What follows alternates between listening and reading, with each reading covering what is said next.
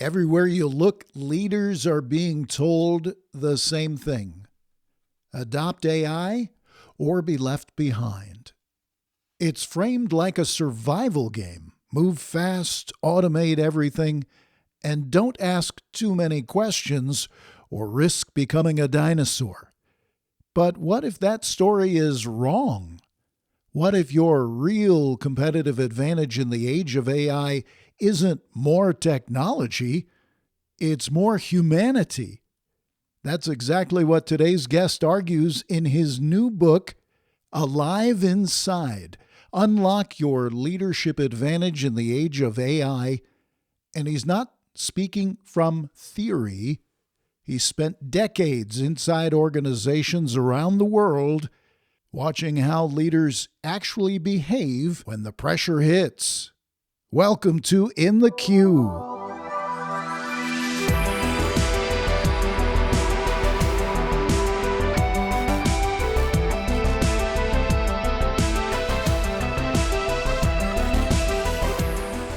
Welcome to In the Queue. This is Mike Sciano, and on this show, as you know, we talk about operations, customer experience, and how to use technology in ways that actually improve performance, not just create noise. And today we're talking about leadership in the age of AI with someone I've really been looking forward to having on this program, Emmanuel Gobillot. He's been called the first leadership guru for the digital generation and the freshest voice in leadership today. He's advised CEOs across industries and countries. He's written multiple best-selling books, and his newest book, Alive Inside, is a manifesto for leaders who want to protect their human edge while embracing AI. Emmanuel, welcome to In the Queue. Thank you so much. It's a great pleasure to be with you. Thank you so much for inviting me. It's our pleasure and honor. So let's get right in it because we don't have a lot of time. And my goodness, after reading this book, I could speak to you for hours, I must say. And of course, the obvious question, I suspect your answer won't be obvious at all, but you've written 10 previous leadership books over the years. Why this book, Alive Inside, and why now in the middle of this AI wave? Well, that so I've always said I write my books for the very same reason that oysters make pearls, out of sheer irritation. And I was irritated by the debate around AI. And one part of the debate in particular, which is we always came around to, it's always the same people being interviewed, being talked about as being people shaping our future. And I'm always struck by the number of people I know who have the word leader in their title. And so I was thinking, well, where are they in that conversation? And why aren't more people taking part in that conversation? Because I see a lot of leaders out there implementing AI or starting to use AI, but actually the job of shaping the future is still there. So I wanted to start thinking about why have so many leaders lost agency in that space, and actually why do so few recognize their own worth in that space? And so that's what led me to think about it. That's what led me to want to write it. And of course, the more I got engrossed in the topic and the more I got in conversation with people, the more I started to think it was worth writing. When you think about the discussions you've had with leaders inside companies today, is your sense that AI has been foisted upon these people and it's their job now to make it work versus something they sought out? This technology just seems to have just expanded so quickly over the past 24 months. It's become part of everything seemingly overnight. Are those leaders anxious about that? Are they concerned, worried? What is your take? I think it's a bit of everything because, it Yeah. depends who you're talking to and so on. But I think what's interesting is there's been there has been a lot of conversation over recent years around digital. There's been a lot of conversation around big data. So all those conversations have been going on for the best part of just over a decade now. And fundamentally, there's been an understanding of what that technology could bring. Um, Now, people like OpenAI have packaged it into a product which has made it accessible to the masses and has become quite revolutionary in many ways. And so the whole debate has accelerated. I think what is happening in too many organizations is that there is a conversation about everybody else is doing it, so what are we going to do? And I think that's a very reactive position to be in rather than a proactive position of actually what have we been doing around data? What have we been doing around data mining? What have we been doing around technology? And actually, how is that helping us shape the future of our organization? So, I think there's a lot of reactivity and it's understandable. There's a lot of pressure which is being put on from, the press at one end, investors at the other end, Yeah. and you've got to, as a leader, you've got to have something to say. Um, but I think it's worth pausing some time to make sure that what you have to say is actually valuable to your own organization rather than just something that we have to say because we need to have a view. Would you agree with the idea that leaders in general feel that they must, with AI, with respect to AI, evolve or die as a business and a business leader? Or is it less obvious than that? Well, I think if you're to believe most of the conversation, then that's exactly what it is, because Yeah. there is a sense that the two narratives around AI are, one is it's going to take over everything and destroy everything, and then there's another narrative which is it's going to be a colleague of yours and it's going to help you and it doesn't need sleeping and it's going to make you even better at what you do. Um, but actually, both of those narratives are being imposed to a large extent on organizations. And so, I think there's a lot of leaders out there who are kind of misunderstanding their worth. And let me backpedal a bit to explain what I mean. So if you think about leaders in organizations are interesting places because it is not followers who choose leaders, it's leaders who choose leaders in organizations. So you get promoted to leadership by other leaders. And so we tend to promote in our own image, and what gets you spotted as a potential leader in an organization is you doing things faster, better than most other people alongside you. So you have what we call an inflated achievement motivation. So you do a lot of stuff and you do it well and you do it quickly, which means people spot you and therefore you get promoted to leadership. So you have been promoted to leadership on the basis of what you've done. Now, here's the challenge. Actually, AI can do most of those things better than you. So then you become afraid, but that's a fundamental misunderstanding of your worth, because the day you became a leader, actually everything you'd done to get into the position becomes much and much less valuable anyway. Because leadership is not about your personal achievement, it's about how you create the condition for other people to succeed. So, unless leaders relearn almost the value of leadership, which does not lie in their ability to answer questions faster than everybody else, to know more than everybody else, to be right on everything, to you once you understand the real worth of leadership, then I think you can stop worrying about being replaced. I use a simple thing with many people I speak to, and I know it sounds a bit silly and it's overly simplistic, but I say, think about the sentence, I did not say she stole my money. Now, it's a simple sentence, it's got only 8 words. If I put emphasis on I, the sentence become I didn't say she stole my money. But I can change it by putting emphasis on not. I did not say she stole my money. Or I did not say she stole my money. Or I did not say she stole my money. Now, same sentence, same 8 words, fundamentally different meaning. And what I'm saying to leaders is, look, AI can take care of the 8 words. You have to take care of the meaning. So your job as a leader is, how do I create meaning in an organization?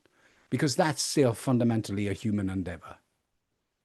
That's beautiful and strong. Emmanuel Gobillot, our guest, one of the world's foremost thinkers and authorities on leadership, and his new book, Alive Inside: Unlock Your Leadership Advantage in the Age of AI.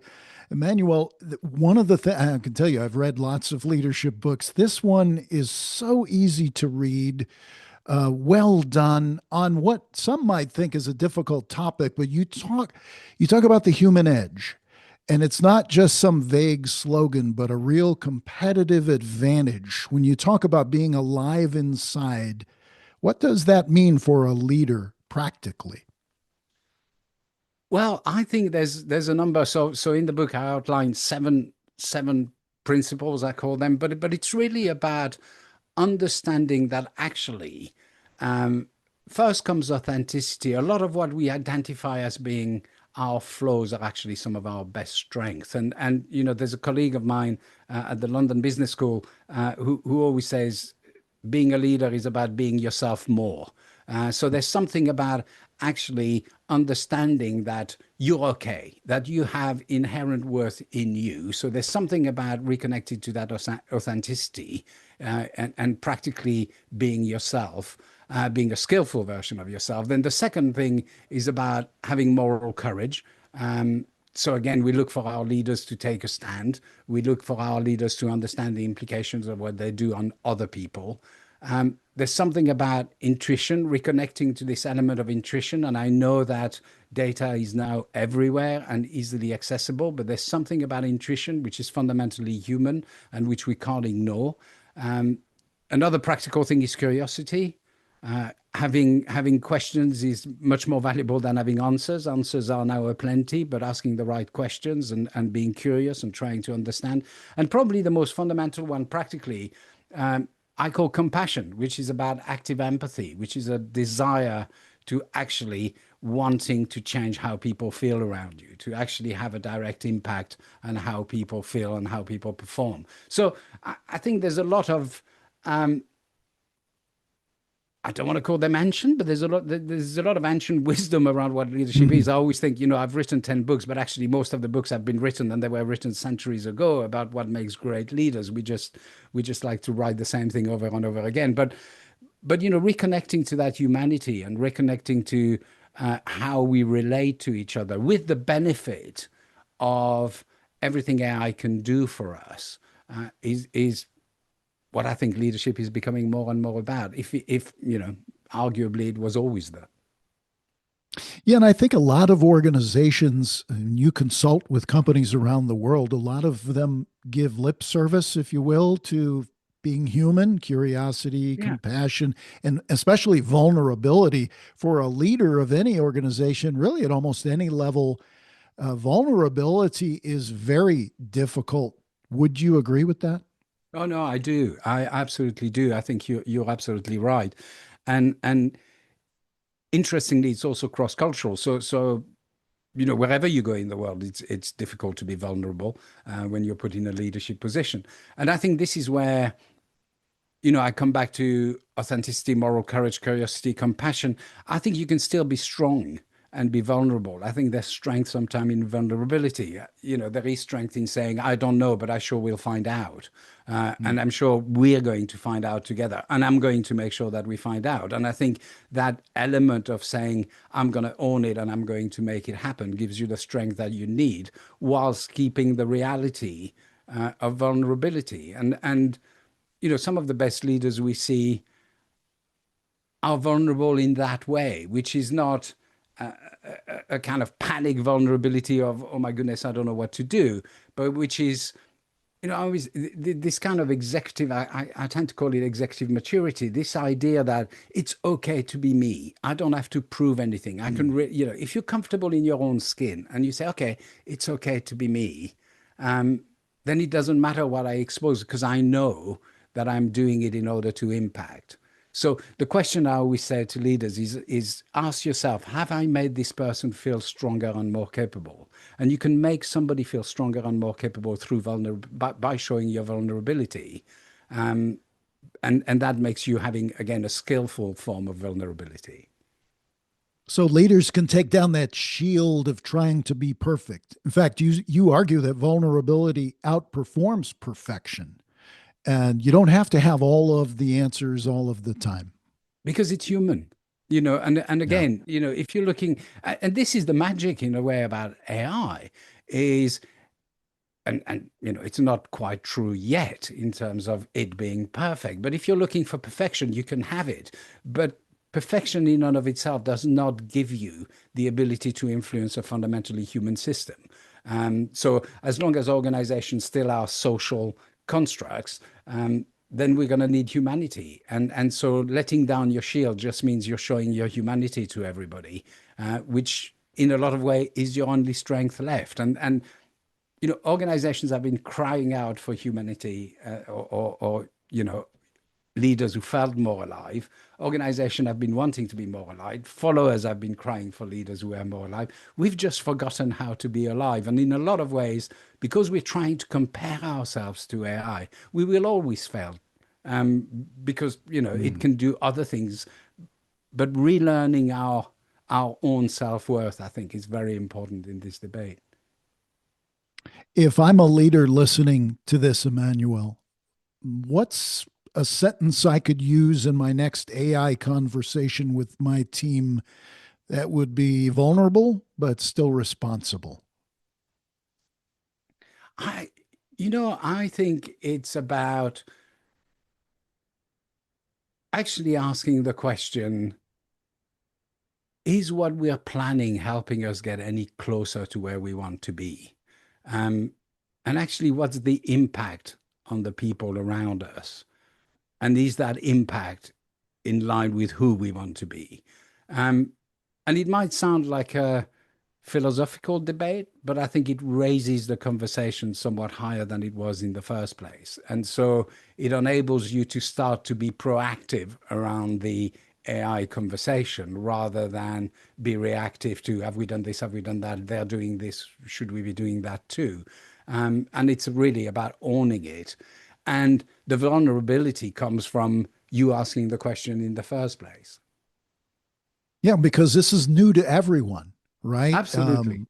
And so to pretend, you could make the mistake of pretending you know everything and look worse and lose confidence in your team, right? No, I think this is, you're so right. And I think this is one of the big issue, because and it's an issue that we already see with people outsourcing their thinking to AI. You can have an answer to all of those questions generated for you, which is not real, which does not, and it's outsourcing your leadership to somebody else. So no, you're right. The ability to say, we have to find out because I don't know. Um, and us finding out means more than just plugging into a system to get an answer, but actually thinking through the implication and taking a stand and thinking through the ethics of what we're doing and actually having the courage to stand for something is much more powerful from a leadership standpoint. I mean, you can do whatever you want, it's your organization. But if you want to lead, then I think that's your only choice. His new book is Alive Inside: Unlock Your Leadership Advantage in the Age of AI. Emmanuel Gobillot. For someone hearing this for the first time, Emmanuel, what does Alive stand for? And how did you arrive at that as kind of the organizing idea of your book? Well, it was really, I mean, I wanted to, I mean, if truth be told, it came from a conversation which I had with a colleague some years ago, um, and we were in a meeting at the time, um, and he was calling it a zombie meeting. It was an executive meeting, and he said, "Look, it's just like being sat around uh, a table full of zombies that are kind of moving but aren't quite alive," and that stuck with me because Mm. in a lot of conversation, I felt that maybe there was something missing. There was a spark missing in some of the conversation. So the alive stuck with me. But in terms of the book, um, when it came to thinking about AI, and I thought, well, there's something about AI and alive inside and the initials and so on. But we then turned it into this idea of a manifesto, Yes. and the A, in this context, stood for attune, which is really about listening to the environment and being able to connect with what is around you, and really a deeper understanding which a machine can't have. Then the L stood for lead, which is really about, can you find some clarity in that fog that we're facing, and can you take people through that fog with you? The I was for integrate, which is really about using your own discernment and using your own insights in order to integrate everything you learn into some kind of strategy. The V was vitalize, which I still don't quite like as a word, but I couldn't find a better one starting with V, but was really about, can you just generate some energy Yeah. at the scale of your organization? And then finally the E, which was emerge, which is, can you cope with emergence, and can you cope with things as they happen without necessarily having an answer? So that's how the alive became the kind of manifesto that I use in the book. Well, what I like about the book, many business leadership books are dry and they you lose interest fairly quickly. But with your book, it's not just a book that you read, but it gives you techniques and questions to ask yourself and your team and how to operate in this environment. So in one sense, it's a bit of a how-to book. I, it was a conscious choice. It's such a complex. There was so much to say, and as I was researching it and as I was writing it, I was thinking this could be. Um, I wanted it to be with loads of stories, and I wanted it to be a good read and not just a manual. But at the same time, I thought, well, if I am reading this and I'm thinking, there's always in the back of my mind as a practitioner, I'm always thinking, well, so what? What do you want me to do now? What do you want me to think about? And I understand, and you've said the problem, and nice story, but what? So that was the idea of trying to pose every now and again in the book, and we've got different parts and so on, and to say, okay, so here is what it could look like, and that's why I wanted to include some questions, and I wanted to include some tips and some tools where I could put some that would be helpful for leaders. So I hope people will find it practical and not just a good read. Although I'm delighted if they find it a good read. I always hope that they will be. It flows beautifully, and it takes you along for the ride. You are one of the most respected consultants for businesses worldwide. You've spoken to a lot of businesses. Are there differences around the world in how AI is being seen and accepted by businesses overall? Anything that is different, say, from the US to Europe to Asia that you're noticing? I think there are differences. They often have to do with the differences in the economy within which you operate. So obviously, some countries are much more at financial risk from AI than others. With potentially, if you happen to be a country that has a lot of outsourced jobs that have come your way, which are likely to disappear because of AI, then obviously this is going to have an impact on your economy, which may be different from some other countries. So I think every country is reacting to it somewhat differently. In business, I think I see the same thing in many and most countries. I think businesses have a way of doing things where they create their own, which creates its own culture. So the reaction to it is similar. The impact of it is going to be different depending on the culture of that country and how centralized it is, and how the role of government in the approach, the role of regulation in the approach, whether it's a heavily regulated environment, less regulated environment, whether the models are sponsored or owned by one government, or whether they are completely free. So there's differences of emphasis, but in terms of impact on humanity, I think wherever I go, people are asking fundamentally the same questions. Do you feel that displacement of jobs is a key concern for leaders that you talk to? Are they genuinely concerned, or are they eager to reduce the human resource portion of their expenses each month to move to technology? How are you seeing it? I think it's both.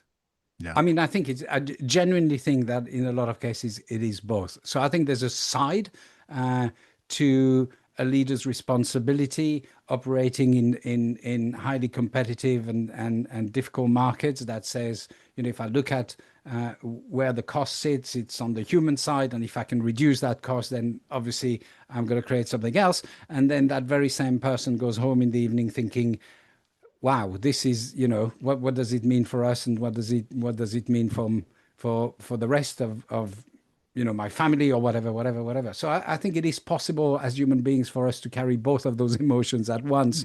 Um, I I tend to think that most leaders are careful in the way they approach it, and I think most of them are conflicted in the way they approach it, and I mean conflicted in a positive way. I think they're asking themselves those questions, and I think a lot of executive boards are asking themselves those same questions, because fundamentally, and you see it even with the kind of proponents of AI around, well, what does that mean for society in the long term? What does that mean for actually even consumption? It's one thing to try to make your products much more affordable, but if nobody can afford to buy them, then you have an issue. So if nobody has a job and so on, so there's a big debate which goes beyond, I think, what one leader can do. And this is partly taking right back to the start of our conversation, why I think it's important for leaders to reclaim their agency, which is actually, this is a conversation which should happen, and does happen at a bigger level than just inside an organization, but also amongst leaders themselves. Such important points. You make a strong point about ethics in a world of rapid automation, that an ethical lapse doesn't just cause harm, it multiplies. Can you explain how the speed and scale of AI changes the stakes of an ethical misstep? Well, it is incredibly replicable. So it is easy. No, easy is probably an overstatement, but if I make a mistake, if I make an ethical mistake or any kind of mistake with my team in my organization, I can probably correct it relatively easily and contain the contain whatever outcome came out of it. If you put that mistake at an AI level, it becomes impossible to control just because it propagates at a speed which my mistake wouldn't have propagated if it had stayed within my team. And I think if you start to see it at a I use the example in the book about, if there is an accident in a self-driving car, who's responsible? And it's easy to see how in such a complex ecosystem, which AI is becoming, nobody is responsible, or at least everybody can deny that responsibility. And so we are constructing systems which can make things uncontrollable much faster than if it was a human system. What warning signs should leaders watch for to tell them we need to slow down or even stop an AI project? I think, and when I talk about ethics in the book, so we I use three sides of ethics. The first is Aristotle's ethics, which is around character. And, Aristotle's view that ethics is really about fundamentally your character. And I think that we have been pretty good, by and large, in that space in organization of having those conversations and those realizations around character. I think there's another side of ethics, which is John Stuart Mill's ethics, which is the impact it has on the greatest number of people. So does it create good? And again, I think those conversations do happen inside organization. I think the area which gives me the greatest concern, which we've alluded to in our conversation, and I use the example of Emmanuel Levinas, who's a French philosopher, for whom ethics, he called it the first principle, but ethics happened in encounter. And for him, ethics is what lies in the other, what you see when you're in a relationship with another person. And I think this is where I would pose, which is this question of, what is the impact that I'm having on that other person? Not, are we creating good for everybody? Are we, but actually at a fundamentally human level, what are we doing and why are we doing it? What is the impact that this is having on other? And not other as a generalized population, but on an individual and on an encounter. Now, that sounds a bit philosophical and probably uh, really high level. But for me, and I see a lot of leaders doing it, which is that moment where you think, but what about John? Or what about Mary?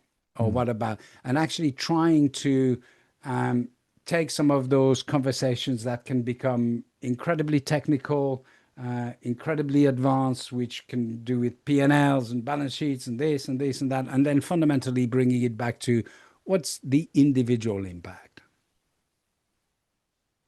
For the leader listening, Emmanuel, who's feeling overwhelmed by AI noise, the hype, I want to land this on something practical. So, if that leader did one thing this week, inspired by Alive Inside, one conversation to have, a question to ask, maybe a decision to revisit, what would you want that to be? It's a very simple question. And again, I mentioned it earlier, but I think for me, that question is the acid test of leadership success. And that question is simply asking yourself in every encounter, after every conversation, have I made that person feel stronger and more capable? And I don't mean happy. I don't mean, I just mean, have I made this person feel, do they feel stronger and more capable as a result of this conversation that they did beforehand? So it's not a license for bullying. It doesn't mean that you can say anything because it's them feeling stronger and more capable, not broken, that matters. But it's really about this question. And when it comes to those AI conversations, again, there's a lot of people who are worried out there. There's a lot of people who are concerned. There's a lot of people who are elated, who are excited. And so the having that at the back of your mind around saying, actually, my job as a leader, if it is to create energy and to get people to spend a discretionary effort with me, I have to make them feel stronger and more capable. And that I think if you can answer yes to that question after every encounter, I tell you people will follow you and they'll follow you for a very long time. How do you feel leaders in this day and age overall are doing as leaders? Have we become lazy, too reliant on technology? Many people are working remotely now, Emmanuel. It takes more, in my opinion, a personal touch as you have remote workers. How are leaders doing these days, in your opinion? I take my hat off to, I don't wear a hat, but but I would take it off to a lot of the leaders I meet. It's a hard position to be in. We live in uncertain times. We live in highly pressurized times. We live in times where attention is a commodity which is being traded at scale. We live in times where it's very difficult to be heard. And so I think a lot of leaders are doing an incredibly good job in incredibly difficult circumstances. My worry is that it is in those circumstances too easy to outsource what actually is unoutsourceable, which is your humanity. And so, and you only have to take LinkedIn and so on to see the amount of AI slop out there and people who just haven't been generating their own thinking.